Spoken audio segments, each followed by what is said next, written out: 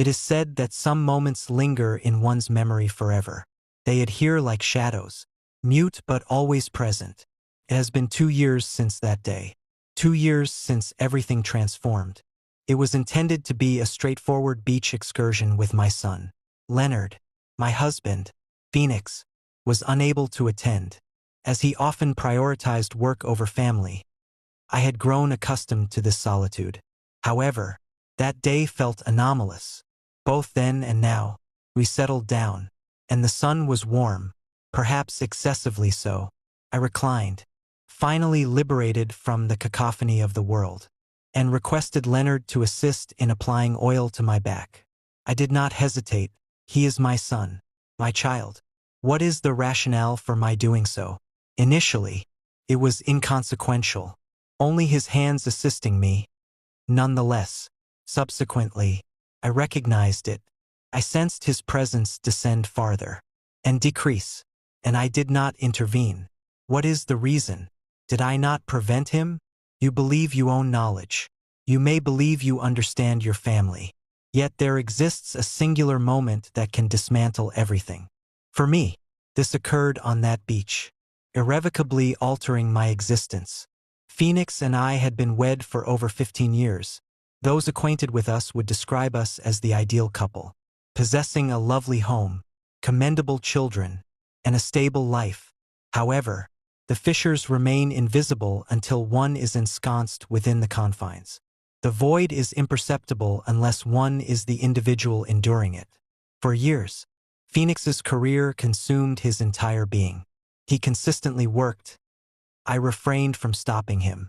During weekends and holidays, I convinced myself that his overtime and commitment were for the sake of our family's future. However, with time, that narrative begins to unravel. What value does a house have if no one is ever present? I became imperceptible to him upon his return home. He hardly acknowledged my presence. He ceased inquiring about my feelings, desires, and needs. Our conversations were mostly terse, focused on bills, groceries, and the children. He loved Leonard and his younger sister Isa. But even in their company, his presence resembled a shadow. He was physically there but emotionally absent. I sat at the table opposite him, contemplating if he sensed my presence that morning. I recall waiting in the kitchen as Phoenix rushed out the door. He grabbed his briefcase, kissed the top of Isa's head, and looked at me briefly, apologizing. Sorry, Freya, I can't make it today. An issue arose at work. I did not engage in any argument.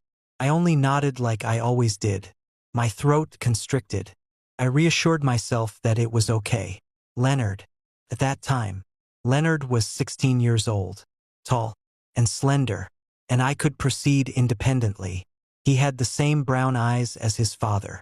Although his visage was gentler, he said nothing, even when I informed him that it would only be the two of us. I surmised he had become used to his father's absences since he merely shrugged. He seized the bags and accompanied me to the vehicle. I observed him in the passenger seat throughout the journey, earphones in, gazing out the window as teens sometimes do. I couldn't help but grin. He was maturing rapidly, and at times I pondered whether I would blink and lose him. The journey to the shore seemed interminable. My thoughts drifted, as they often do, to Phoenix, reflecting on the many activities we formerly shared, particularly our lengthy movie evenings together. Are you guys still listening? Press 1 to let me know you're still listening. Strolls and aimless excursions for mere amusement prompted reflections about his past caresses and the illumination of his gaze upon my presence. Such sensations had eluded me for years, leaving me devoid of feeling, exhausted from feeling overlooked. We finally reached our destination, and Leonard assisted me in transporting the bags to a secluded area by the water. I arranged the towels while he erected the umbrella. I am uncertain why I suddenly felt compelled to converse with him. Perhaps it was due to his presence as the sole companion. Or maybe I simply required someone to listen. It is pleasant to go outside. Would you not agree? He attempted to seem cheery as he nodded, brushing his hair back with his fingers. Yes, Mom, it's pleasant. I reclined on the towel, allowing the sun's warmth to permeate my skin, and remained still for a while. I allowed myself to relax, attempting to alleviate the burdens of recent years, even if just for an hour. However, I recalled the oil and turned to Leonard, asking, "Can you assist me in applying this?" I inquired about my back. "I am unable to access it alone." He glanced at me momentarily, reluctant to take the bottle from my hand. I reclined, facing the towel, and awaited further action. The first contact was tender and cautious, his hands hesitant as if he wanted to avoid causing me harm. I smiled. It reminded me of when he was little and would take my hand to cross the street. His hands were so tiny back then that I could push a bit harder. I informed him, my voice down, "It's acceptable." He listened, and his hands became stronger as he applied the oil to my shoulders. I closed my eyes and concentrated on the warmth of his rhythmic touch along my back. For a brief moment, I allowed myself to relish the sensation. It had been an extended period since anyone had touched me, and that realization struck me more profoundly than I wished to acknowledge. However, I soon felt his hands descend slowly and cautiously along the curve of my back. My breath hitched in my throat, and though I opened my mouth to articulate a response, no words emerged, leaving me in silence. I reassured myself that it was okay. He said he was only assisting, suggesting that I was deluding myself. Nevertheless, I was not. His hands lingered momentarily at the boundary of my towel, and I sensed his uncertainty. I sensed my own emotions and, rather than halting him, I said, "It's acceptable. You may proceed." The words lingered ominously in the atmosphere, and as soon as they escaped my lips, I realized their irreversibility. Leonard remained silent and motionless. I shut my eyes tightly, feeling his hands positioned lower than appropriate. My heart raced intensely, as if he might perceive it. I yearned to shift and sit up. I could have instructed him to cease, but I refrained. I could not allow it to occur. Even now, I am uncertain as to why, whether it was due to loneliness, or perhaps I was too desperate for validation, regardless of its moral implications. Or maybe I was indifferent. That day on the beach, everything inside me shattered, and nothing would ever return to its former state.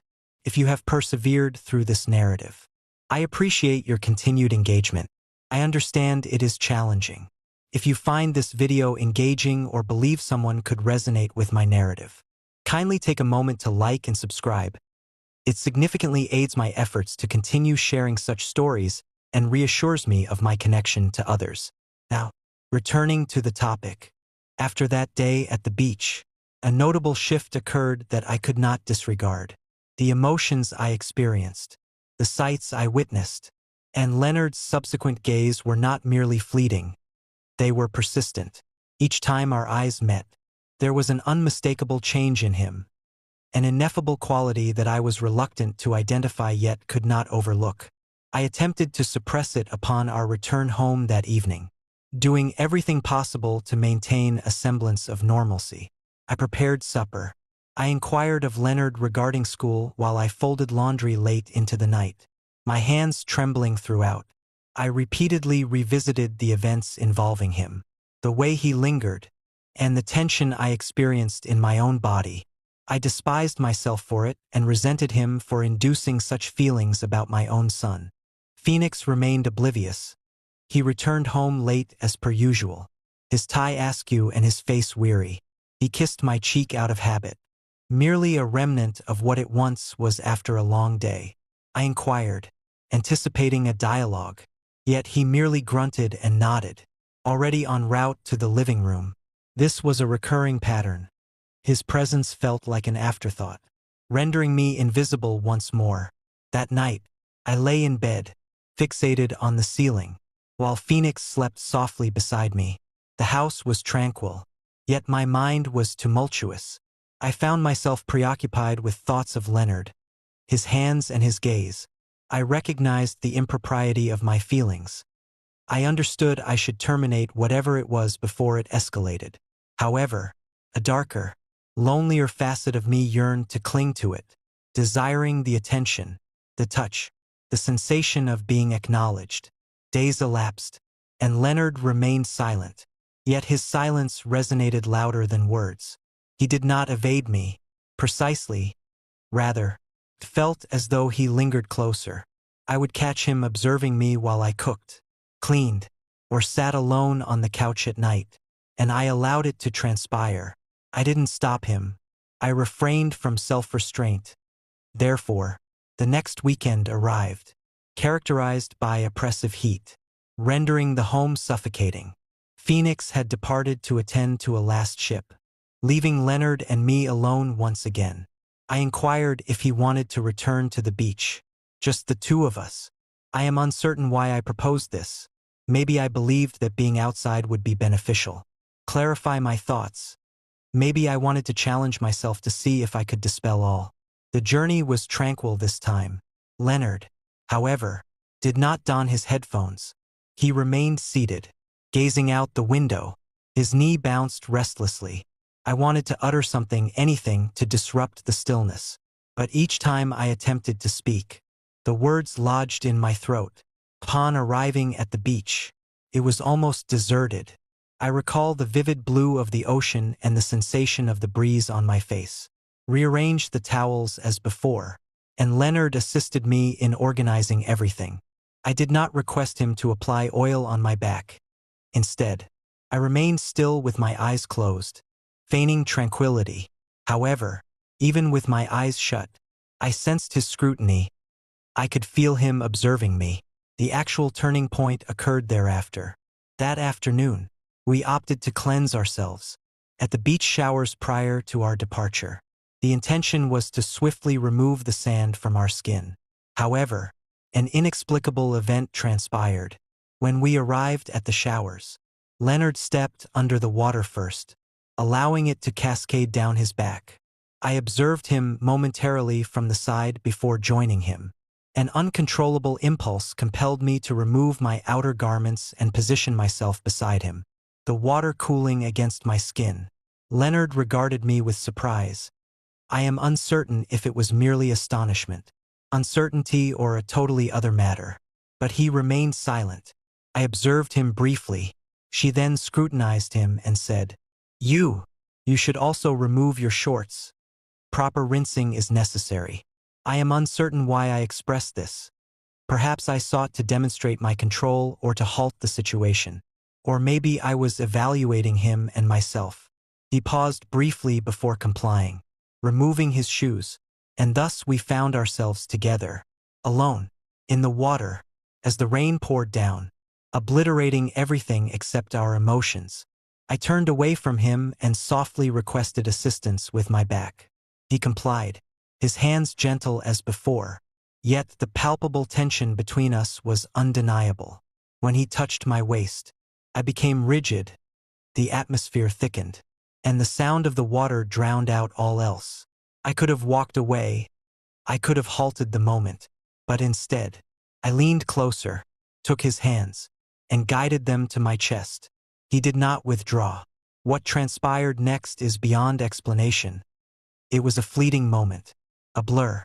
It sprung from need, loneliness, and an unnamed emotion. It was not gentle nor gradual. It was urgent, intensely fervent, erroneous in every aspect. But I was unable to stop it. I had no desire to do so. Upon its conclusion, we remained still, the water cascading over us, erasing the evidence but not the truth. He embraced me like no one had in years, and I reciprocated. Subsequently, we remained silent while we dried ourselves. We packed up and returned to the car in silence. I observed Leonard from the periphery, his face flushed and movements rigid.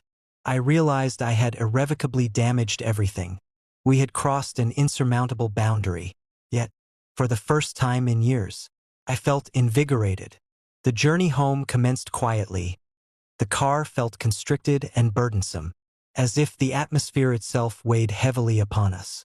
I gripped the steering wheel firmly, attempting to concentrate on the road. But my thoughts were tumultuous. I could still sense Leonard, his hands, his body, the gravity of our recent actions. I frequently glanced at him in the passenger seat. He remained tense, gazing out the window, his face flushed and jaw clenched. Then, unexpectedly, he spoke. "Mom," he said, his voice low and tentative. I averted my gaze from him. I was unable to respond, although I overheard him mentioning the recent occurrence. My heart momentarily skipped a beat as I contemplated feigning ignorance and dismissing it. The topic shifted, although there was no use in feigning ignorance anymore, especially after our actions. I inhaled unsteadily and said, "I do not know." That was the truth, or at least the closest approximation. I was unaware of what had transpired or the reasons behind it. All I comprehended was that everything had changed. We did not converse again until we arrived in the driveway. I turned off the car, yet neither of us made a move. Leonard finally gazed at me, truly gazed at me, and for the first time, I perceived something in his eyes that frightened me. It was not confusion, guilt, or even shame, but longing. "How long have you harbored these feelings?" He requested his words to evoke goosebumps inside me, as I had been contemplating the same subject. I gazed at him, and it seemed as if something had shattered within me. I said, "Perhaps longer than I desire." We remained silent in the darkness, contemplating if we should go inside to erase the incident from our minds and feign normalcy. But Leonard had other intentions. Prior to my opening the door, he leaned in and kissed me. It was gentle initially. He seemed cautious, as if fearing I might withdraw. However, I did not. I let him kiss me, reciprocated, and then lost control, uncertain whether it was the solitude from years of neglect or Leonard's gaze, which had been absent for so long. I succumbed to the moment outside our house. Leonard embraced me, his hands gliding over my body as if they were meant to be there. I felt invigorated, desired, and truly acknowledged for the first time in years. Nothing else mattered. I cannot ascertain the duration of our entanglement, but eventually we retreated indoors. I have little recollection of the walk to the door, only the sensation of his hand on mine and the silence between us, pulsating like electricity. We remained silent. Words were unnecessary. Once inside, everything intensified as if we had been restraining ourselves for an extended period. And the dam had finally broken. The subsequent days were haze. Leonard consistently remained near me, seeking opportunities to brush against me or gaze at me when unobserved. I urged myself to desist, to withdraw, to terminate whatever this was. Yet, each time I beheld him, I perceived the same desolation I experienced. It was as if we were reflections of one another, mirroring the same void, the same hollowness, and I found it impossible to refuse, nor did I desire to. At night, I would lie in bed beside Phoenix, contemplating the shared link, attuned to the rhythm of his breathing. My thoughts would drift to Leonard in the adjacent room, recalling the sensation of his hands and the way he revitalized my spirit. Before I would close my eyes, curling up in my chest like a serpent, I was aware that was unsustainable. I was aware of it. The situation was erroneous, but I was unable to stop the escalating tension between us, which intensified daily until it ultimately culminated in an explosion. This occurred late one evening when I was at work in Phoenix. Isa was sleeping as Leonard and I occupied the kitchen, while washing dishes to distract myself. I sensed his presence behind me. Upon turning, I found him gazing at me as he had on the beach. "Leonard," I uttered softly in an attempt to caution him. Yet he advanced, coming so near that I could feel his breath on my neck. "Mom," he whispered. "I can't stop thinking about it." I was immobilized. My heart raced so intensely that I feared it might explode. I intended to instruct him to cease his departure. He returned to his room to leave me, but I could not comply. Instead, I gazed at him and spoke the one phrase I ought to have refrained from, which was that I could not stop either. That was the moment everything disintegrated, and Leonard kissed me again with more intensity. In a moment of desperation, I reciprocated his kiss, disregarding the moral implications and the existence of Phoenix and the life we had constructed. My sole focus was Leonard, my son, the only individual who had restored my sense of significance since that day on the beach. Since then, normalcy has eluded us, and I am uncertain if it will ever return. Leonard and I have crossed a boundary, cannot be obliterated regardless of my efforts to persuade myself. What began as a fleeting moment has evolved into an overwhelming burden of shame that I cannot manage. The situation is unchanging, but it does not deter me, which is the aspect that frightens me the most. Each day, I see my husband, Phoenix, and my daughter, AA, and I ponder how they remain oblivious to it, how they fail to recognize it. The fissures proliferating between our family may stem from their preoccupation with their own lives, rendering them oblivious to my decline. Or maybe I have just become more adept at concealing it. However, I am very aware that this situation is unsustainable. Perpetual secrets inevitably surface, and when they do, the repercussions will outweigh all my efforts to prevent them. I have repeatedly convinced myself that this is erroneous, that Leonard deserves superior treatment, and that I deserve better as well. However, each time he touches me or gazes at me as if I am the sole individual in existence, I succumb. He invigorates me in a manner I have not experienced in years, perhaps ever, and that is the reality I must endure. I am uncertain on how to resolve this issue. I am uncertain if I can resolve this issue, which is why I am sharing my narrative in the hope that someone may possess a solution. I find myself in a predicament I have not previously contemplated.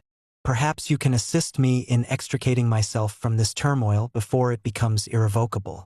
Therefore, I implore you to share any counsel you may possess, particularly if you have experienced a similar situation or are acquainted with someone who has. I am eager to hear from you. Additionally, let this serve as a cautionary tale. Solitude can lead one to unforeseen depths. Do not allow yourself to become as lost as I have. Allow your universe to disintegrate before you comprehend the situation. Because once you transgress that boundary, there is no return. Thank you for your attention. Express your opinions. Like this video if you found it beneficial and subscribe for further content. I need reassurance that I am not alone. Sometimes, the most significant betrayals are not those inflicted against others but rather those we perpetrate against ourselves.